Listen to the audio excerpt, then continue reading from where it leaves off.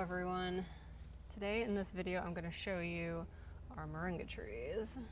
Now as you can see here, they don't look like very tall trees, but I assure you if you do let them go, they will grow very, very tall.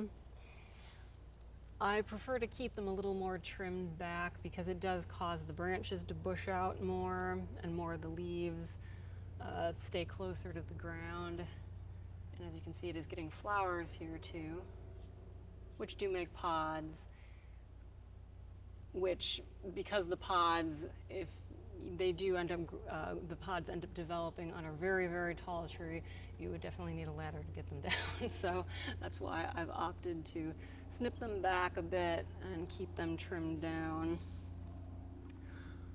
But this tree is another one of our favorite permaculture plants.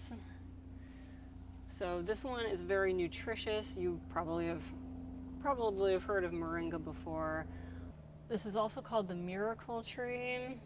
So, and the reason for that is because it does have quite a few uses and it is extremely nutritious.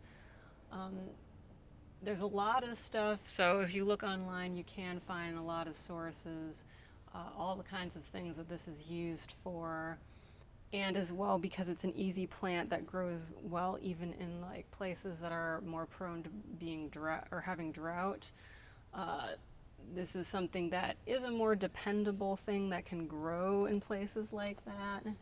And so as you can see, since we're in Florida, it does thrive in this kind of hot, dry climate. And I would say it does seem to need less water.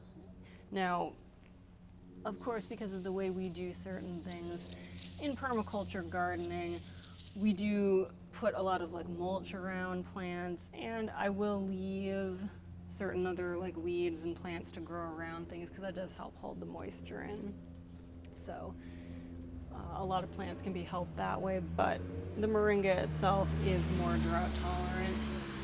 So as far as the edible parts of this tree, pretty much everything is said to be edible about this. The flowers are edible. We have tried those, which those are pretty good. They do make pods. Now that I've never actually used for anything, and we've been wanting to grow the pods mainly even just for getting the seeds so that we could start new moringa trees next year, but we haven't really we've usually harvested the pods too soon or too late. As I said, in some cases, because we did have one tree that grew really, really tall, the pods were so high up, I don't think we could even reach them with a ladder at the time, so we didn't end up getting those pods. But yeah, the leaves are the part we use most frequently. We dry them out for us to use in cooking. My rabbits will eat this. Even the branches, actually, even for my rabbits, I will snip off branches sometimes and they will chow the whole thing.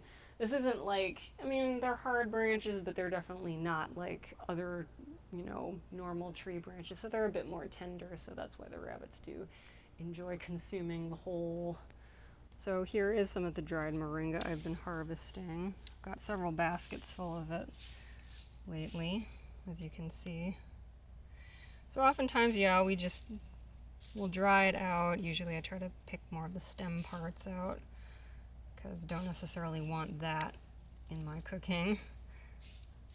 But we do it like that. But more recently, I've started grinding it down into powder, which I think we will be able to use it a lot more because of that. So that's what it looks like. But that's definitely a very nutritional thing to add to other foods. I have put it in like curries before. I think I did it in some pasta dishes too, just adding some of the leaves in there as an extra green.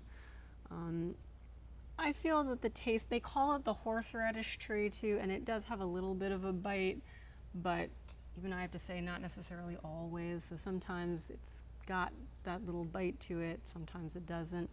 And so as of this year, I don't think we actually got any moringa seeds to sprout. For some reason, we were having some germination issues with that. So most of the trees that we have here, so these two here, there's one here, and then the other one up by the house. All of these grew back from last year.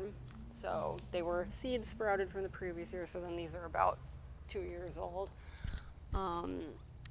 And so what we do in the winter is, because they do not last the winter, they're more cold sensitive. So once it starts getting cold and we're getting frosts, we chop them down as close as we can get down here.